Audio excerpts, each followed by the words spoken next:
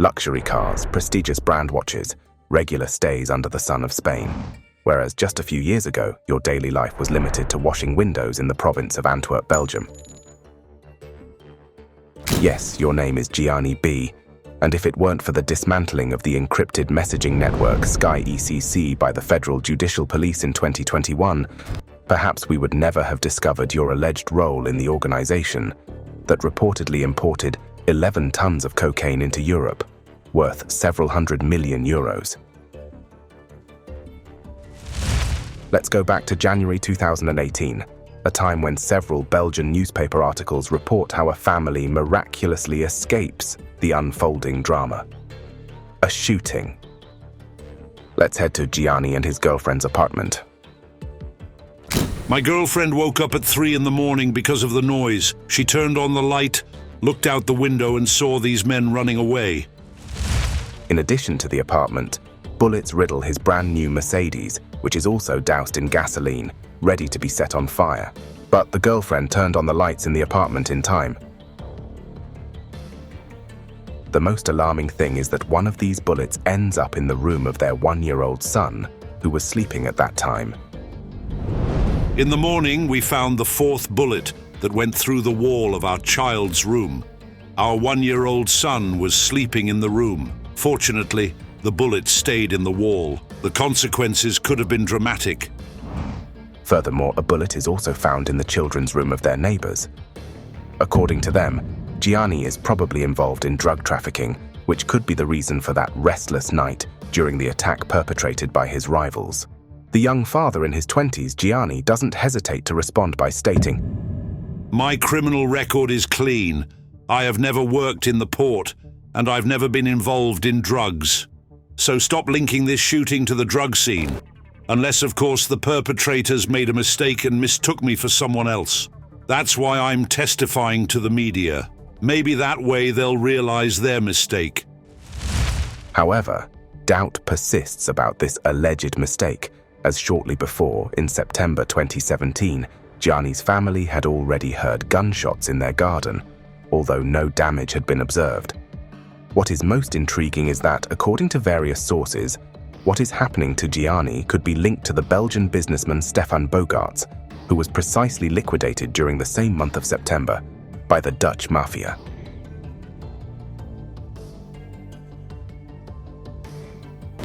Stefan is an established entrepreneur in the port sector of Antwerp. Drawing on his experience, in 2008 he founded his own company, Bogu, mainly specializing in the market for damaged containers, which he repairs to resell at a good price. After several prosperous years in this field, he decides to expand further. In 2010, Stefan is the co-founder and director of Belgium Container Trading, BCT, a container company operating near the port of Antwerp. This company is also involved in the rental, sale, and transport of large containers. However, business does not unfold as planned, and financial problems arise within this new collaboration with other business partners. Tensions rise, and Stefan is accused of mismanagement, which pushes him to leave the company a few years later. He then attempts to revive his former company, Bogu, but in vain, as debts continue to accumulate over time. It is essential to note that Stefan plays a key role in these various activities, especially in Spain, and he remains involved in diverse fields. Sources close to Stefan claim that he has accumulated significant debts with various creditors. As an example, at the beginning of 2017, he was allegedly clearly informed that he had to repay urgently under the threat of more severe measures. Such threats are common in the world of container traders, but concrete actions are not systematically taken. However, a turnaround occurs, this time in the specific context of a conflict related to drug trafficking. On September 21, 2017, Stefan receives a phone call inviting him to urgently attend a meeting in Spijkenisse, near Rotterdam. He informs his wife that he needs to go to the Netherlands for professional reasons. Along the way in the evening, he calls his son to tell him that he will be home soon. We zijn toen onderweg was naar Rinde, dus we zijn naar Nederland. En ja, meer spraak willen, ja. Ik heb ook de school. Tot Bella straks wel of morgen zei hem als het te laat werd. Zeg, ja, dat is goed. Ja, voilà, meer was dat niet. Unaware that it is his last conversation with his family, he heads towards a tragic destiny. En dan... Ja, dan een paar uur later krijg je telefoon. A surveillance camera in Spijkenisse records several times the route of Stefan's car, which seems to be wandering. Eventually, he decides to turn right and park in reverse in one of the parking spaces. Suddenly, shortly after 9 p.m., 2 men approach Stefan from behind. About 10 shots are fired, leaving him no chance of survival as he sits motionless in the driver's seat. Many witnesses saw the suspects leave in a BMW, which is found shortly after, burning in a parking lot in another city. At that time, no one really understands what is happening or what this Belgian was doing in Spijkenisse. If we look again at the parking lot where Stefan parked his car, we notice that it is in front of a cafe, and not just any cafe, as it is Café Mallemolen. At that time, it is a well-known place where events of the motorcycle club, Calo-Wago, take place, but also a place where targets have been lured to be eliminated. An element that the police consider more than mere coincidences, especially since 2 members of Calo-Wago are considered suspects in this case, Rajesh S., alias Jack, and Errol Van M., alias Snow. Indeed, remains of burnt clothing were found in the parking lot, in front of the burned BMW, near a trash bin. Unsurprisingly, the identified DNA traces match this duo. Confronted with this evidence, they claim to have no idea how their DNA could have ended up on those clothes. Snow even goes so far as to claim that he manages a second-hand clothing stand, suggesting that it could be related to this discovery. Finally, the investigation speeds up with the help of Tony D.G., a former member of the Calo-Wago Motorcycle Club, who decided to become a key witness against his own organization. It should be understood that the big boss of this club is Delano alias Kilo, who accepts execution contracts from different clients in exchange for money.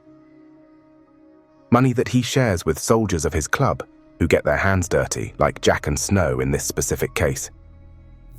Tony testifies in court that he had heard Kilo mention the need to eliminate a Belgian, and they were trying to lure this person out. It is evident that the Belgian in question was Stefan. Over time, other testimonies arrive, notably at the beginning of the year 2020. An anonymous witness identified under the number 5043 declares, "A person referred to as the Belgian was encountered in Spijkenisse by Jack Snow and Marciano. Jack and Snow each fired a firearm at the Belgian, while Marciano supervised."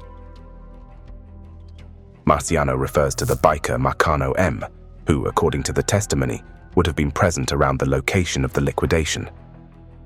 Another anonymous witness, whom we call X, confirms this version, adding that Snow told him that Jack had a problem with his weapon, forcing Snow to take over and shoot himself. During the final trial, it was not established which of the two had actually opened fire, but that did not prevent their conviction. Contrary to Tony's statements, the anonymous testimonies of the 2 individuals mentioned earlier were not considered as evidence due to their lack of reliability. Regarding Marcano, Tony is not informed of his participation in the mission targeting Stefan, although his reputation in the club indicates that he accepts orders from Kilo, which he then passes on to lower-ranking members in the existing hierarchy. Despite the unreliability of 2 anonymous witnesses, their statements shed interesting light on the motive for the mission targeting Stefan, as explained by witness 5043. "Regarding drug trafficking, I heard that there had been a transport of coke to Belgium, that the Belgian had not delivered everything, and that there had been an unpaid bill that he was unable to pay. The Belgian was then lured to Spijkenisse with a pretext." Dat is iets waar ik niet... dat ik niet kan begrijpen. Dat is zoiets toe. Daar heb ik het heel moeilijk mee. According to the courts, the most likely scenario is that Stefan was involved in a drug transport that went wrong, for which he is held responsible. Indeed, 2 weeks before his liquidation, Brazilian customs intercepted 776 kilos of cocaine hidden in a container destined for a company linked to Stefan in Antwerp. This link could have been the reason for his execution, especially since Stefan used a PGP encrypted phone, known in criminal circles for communication. One thing is clear, the man in question had serious problems. The father was not an open book. He did not easily talk about his problems. As a family, all we knew was that he had debts, but he didn't flaunt it. He was a very proud man and said it was his cross to bear, not ours. He was ashamed of his financial problems. A crucial element to consider is that during the arrest in 2018 of one of the shooters, Jack, while he is on a new mission, the police discover the presence of a TomTom GPS in his car. Analysis of the database of this GPS reveals that on the day of Stefan's liquidation in 2017, the GPS was near the address Bredebaan 445 in Antwerp, Belgium, from 12 to 2 p.m. At first glance, this may seem insignificant, but an intriguing fact emerges when we dig deeper. Stefan's company was registered at the same address, Bredebaan 445, but in another city northeast of Antwerp, Braschaat. It seems unlikely that this is a mere coincidence. It is relatively plausible that the person who had this GPS was there to observe the wrong house for 2 hours before returning to the Netherlands to inform their bosses that Stefan was not there. This could have been the reason why Stefan was lured to Spijkenisse that same evening, leading to the subsequent events we know. However, a final question arises. Who ordered this liquidation within the Calo Waggo Club? According to Tony de G, the mission would have been orchestrated by Kilo on the instructions of Ridwan, the well-known godfather of the Mokro Mafia. This conclusion is primarily based on the fact that most of the work comes from Tahi's group, making it a top priority for Kilo, especially due to the substantial compensation usually associated with it. Furthermore, in the port of Antwerp, rumors circulate about the involvement of a notorious baron calling himself Bola Jos, with ties to numerous cocaine shipments. Apparently, Stefan and a friend from Antwerp had visited this Bola Jos, then in Dubai, in the months preceding the container transports. Stefan would have returned to Belgium with money and a PGP encrypted phone. The Antwerp friend confirmed this trip. However, when confronted with the photo of Bola Jos, he said he had never seen him. Whatever the truth, there is a mystery surrounding Stefan, and the identity of the client he met has never been confirmed.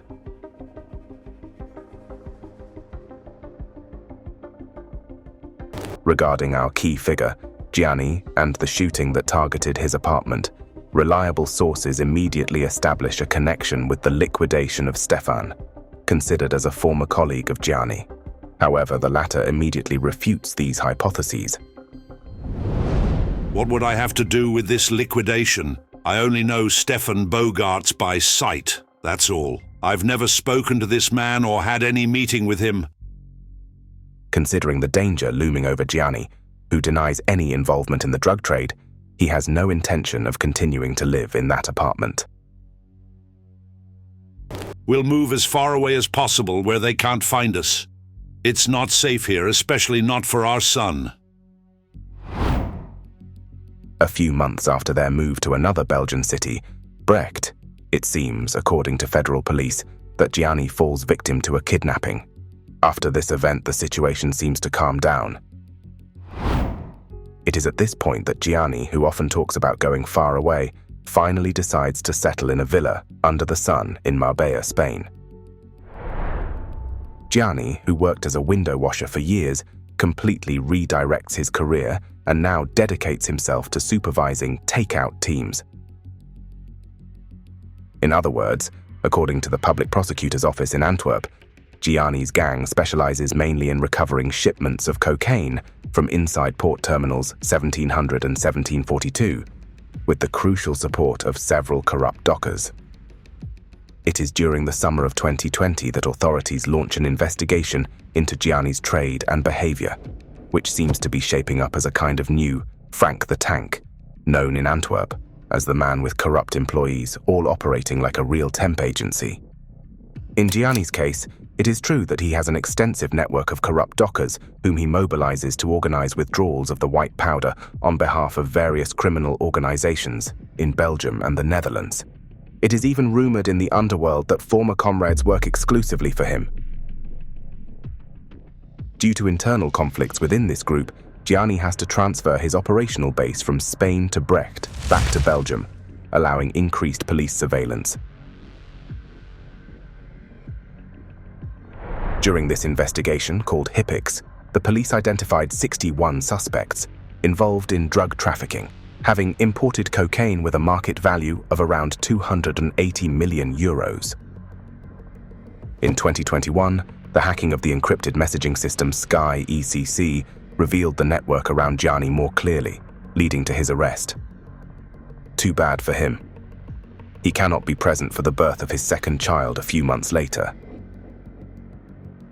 Gianni is said to have created numerous companies, mainly in the transport and logistics sector, in collaboration with the T brothers, including Alessio. These companies aim to launder money from the drug trade. Funds are laundered through the acquisition of real estate and luxury cars. Thus, a Lamborghini Urus and a Range Rover V8 were seized and auctioned, with the proceeds going to the Belgian state. The alleged gang leader, Gianni, obstinately claims to have no connection to drugs and denies being the user of the Sky ECC pseudonyms attributed to him. Yes, this is the same man who reacted with indignation when his apartment was targeted in 2018. 4 years later, in February 2022, according to the statement from the Public Prosecutor's Office in Antwerp, his criminal record is not expected to remain clean for much longer.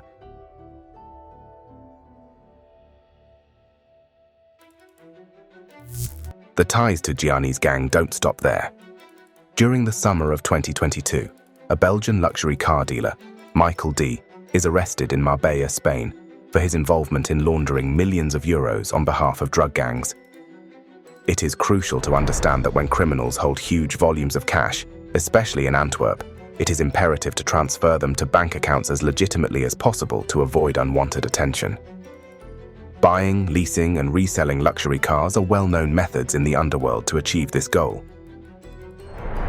Michael, also known as Michael Marbella on Facebook, is a car dealer from the Brussels outskirts, working in the industry for a decade. He is now found in possession of firearms at his home, which is particularly intriguing for someone claiming to be a simple citizen.